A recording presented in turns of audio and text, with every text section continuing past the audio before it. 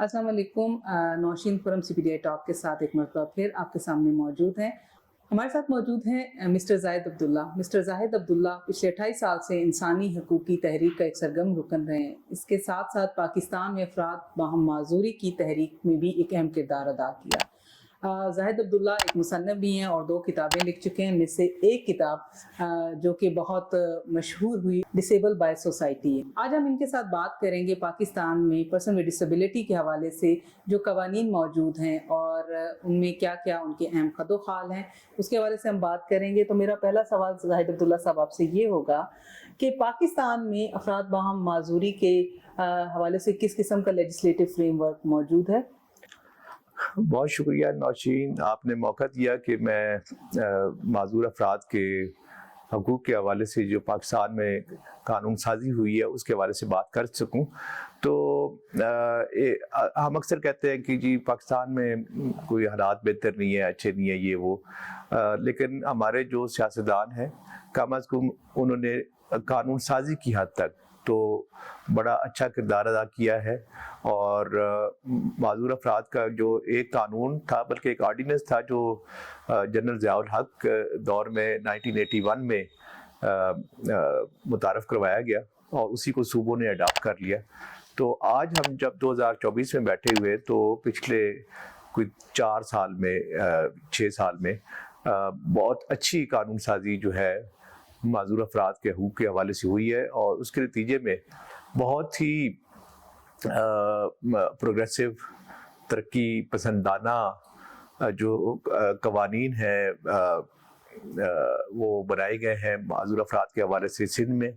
बलूचिस्तान में, पंजाब में और वफाकी सतह पे भी। अनफॉर्चुनेटली हमारा खैबर पख्तूनख्वा का सूबा जो है अभी वो इस हवाले से पीछे है, क्योंकि उन्होंने अभी तक वही कानून जो है वो जो 1981 का ऑर्डिनेंस था उसी को अडॉप्ट किया हुआ है। Thank you very much. इसका मतलब है कि हम किसी हद तक लेजिस्लेटिव प्रोसेस में तो आगे जा चुके हैं। अगर हम स्पेशली बात करें पंजाब में पर्सन विद डिसेबिलिटीज़ के हवाले से जो लॉज हैं उनके हवाले से, तो आप हमें कुछ थोड़ा सा बताएंगे पंजाब में इसके क्या अहम फीचर्स हैं, क्या ख़ाल हैं और क्या क्या प्रोविजंस जो हैं वो पर्सन विद डिसेबिलिटीज़ के लिए रखी गई? जी, पंजाब का जो कानून है उसे उसका नाम है the Punjab empowerment of persons with disabilities act 2022, 2022 दिसंबर में बना और इसमें बहुत अच्छी प्रोविजंस हैं। मसलन इसमें एक काउंसिल बनाई गई है, council on the rights of person with disabilities, जिसके पास बहुत अच्छे इख्तियारात हैं कि वो जो माजूर अफराद को जो मुश्किलात पेश आती हैं, जो उनकी माजूरी का बाइस बनती है, और इसमें एक बात को थ्रू आउट लेजिस्लेशन, ये जो सारे लाज हैं नए जो बने हैं और ये जो पंजाब का है इसमें भी, कि जो रुकावटें हैं, चाहे कोई भी रुकावट है जो एक्सेसिबिलिटी के हवाले से, अगर रैंप्स नहीं है या मटेरियल प्रोवाइड करना है स्टूडेंट्स को एक्सेसिबल फॉर्मेट में जो देख नहीं सकते, तो ये सारे जो रुकावटें हैं उनको दूर करने पर इस लॉ में फोकस किया गया है। और इसमें ताकि जो माजूर अफराद हैं, चाहे किसी की जो सुन बोल नहीं सकते, जो देख नहीं सकते या चल फिर नहीं सकते, तो उनको जो अपनी माजूरी की वजह से रुकावटें फेस करना पड़ती हैं उनको माशरे से दूर किया जाए और वो एक फ़ाल और शहरी बन सके और अपना किरदार अदा कर सके। और ख़ास तौर पर पंजाब के लॉ में जो मुझे एक प्रोविजन बहुत अच्छी लगती है वो है कि उन्होंने डिस्ट्रिक्ट की सतह पर, ज़िले की सतह पर district welfare and rehabilitation units जो है डिप्टी कमिश्नर की चेयरमैनशिप के अंदर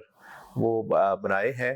और उनको बड़े अच्छे इख्तियारात दिए गए हैं ताकि वो मकामी सतह पे जाकर जो माजूर अफराद के हकूक़ है उनको उनका तहफ़्फ़ुज़ किया जा सके। ये तो बहुत खुशाइन बात है। अभी आपने अपनी बात में जिक्र किया district welfare and rehabilitation units का, तो क्या आप हमें मज़ीद थोड़ा बताएंगे कि इनका क्या काम होगा? क्योंकि डिस्ट्रिक्ट की सतह पे हैं तो ये डायरेक्टली ज़ाहिर एंगेज होंगे लोकल लोगों के साथ, तो ये क्या काम कर सकते हैं और क्या इनका रोल होगा डिस्ट्रिक्ट की सतह? जी, बड़ा अहम और अच्छा सवाल है। इसमें ये कि district welfare and rehabilitation units जो हैं, जैसे मैंने पहले कहा, डीसी की चेयरमैनशिप के अंडर इसके जो तमाम मुतलका महकमे हैं, जैसे सोशल वेलफेयर है, बैतुल माल है और लोकल गवर्नमेंट है, कम्युनिटी डेवलपमेंट है, ये इस तरह के महकमे जो हैं वो इस यूनिट का हिस्सा है। और इसके अलावा इसमें एक अच्छी बात की गई है कि जो सारी डिसेबिलिटीज़ हैं उनकी इनके उसमें एक मेंबर बनाना होगा, जो ऐसे शख्स जिसको नज़र नहीं आता, इस तरह जो सुन बोल नहीं सकते, इस तरह फिजिकल डिसेबिलिटीज़ है। बल्कि इसमें एक और अच्छी बात जो की गई है कि आप और रिप्रेजेंटेटिव जो है, किसी के नुमाइंदा जो है person with mental health condition है उनको भी, और इसके साथ साथ फिर आपने ऐसे वालिदैन को भी यूनिट में शामिल किया गया है जो जिनके कोई जो है बच्चे जिनको को माजूरी है। उसकी वजह यह है कि वालिदैन को भी तो ज़ाहिर है उनको काउंसलिंग की भी ज़रूरत होती है और उनको इश्यूज़ का पता होता है कि डिसेबल्ड बच्चे जो है उनके हवाले से क्या इश्यूज़ है। तो ये तो एक पोजीशन इसकी बहुत अच्छी है, रिप्रेजेंटेशन है। फिर इसमें आप इलाके के जो मुखियर हजरात हैं उनको शामिल कर सकते हैं, सोशल वर्कर्स को भी इसका हिस्सा बनाया गया है। लेकिन इसको जो पावर्स दी गई हैं वो बड़ी अच्छी है। मसलन इसमें एक तो ये है कि इस अब यूनिट की ये कानूनी जिम्मेदारी है कि अपने ज़िले के अंदर जितने भी माजूर अफराद हैं उनके कवायद इकट्ठे करने हैं, नंबर 1। ये बहुत अहम एक डेटा का हमें हमेशा मसला रहा है। दूसरी बात यह है कि इस यूनिट ने जो हर ज़िले के अंदर जितने भी प्राइवेट इदारे हैं उनके कवायद इकट्ठे करने हैं। उनको ये नोटिस भेज सकते हैं कि आप बताएं कि आपके पास कितने जो है लोग जॉब करते हैं। तो उन्होंने उसके अलावा उन्होंने ट्रेनिंग्स देनी है। अच्छा, ये जो कवायद इकट्ठे करने हैं इसलिए कि ताकि जो लॉ कहता है कि 3% जो लोग होंगे उनका कोटा रखा गया है जो इवन प्राइवेट सेक्टर में जॉब्स का। तो जिसका मतलब ये है कि अगर कोई 1000 लोग नौकरी करते हैं, कोई मिल है, फैक्ट्री है, कोई और जगह है, तो उसमें कम से कम 30 जो हैं उन लोग जो हैं वो माजूर अफराद होंगे। और अगर ये यूनिट देखता है कि वहाँ पे जो 30 लोग नहीं है तो वो बात करेंगे कि आप इनको रखें, और अगर वो नहीं रखते तो फिर उनको जो कम अज़ कम माहाना उजरत का कानून है उसके तहत उनको इतनी तनख्वाह पैसे जो है वो एक फंड में जमा करवाने होंगे जो कि माजूर अफराद की फलाह बहबूद के लिए इस्तेमाल किया जाएगा। इसके अलावा इस यूनिट के तहत आपने डिस्ट्रिक्ट लेवल पे अवेयरनेस देनी है, लोगों को बताना है कि माजूरी जो है ये कोई कर्ज नहीं है, कोई सज़ा नहीं है, बल्कि ये माजूरी तो जो है माशरे के उन रवैयों की वजह से होती है, उन रुकावटों की वजह से होती है। जैसे बैंक्स के बाहर अगर आप जो सीढ़ियाँ हैं अगर किसी बिल्डिंग के बाहर, तो वहाँ पे रैंप नहीं है, तो वो रैंप बनाने की ज़रूरत है, बल्कि अच्छे स्टैंडर्ड वाली रैंप बनाने की ज़रूरत है। इस तरह की जिस तरह का हम देखते हैं ज़्यादातर बनी हुई है जो कि बड़ी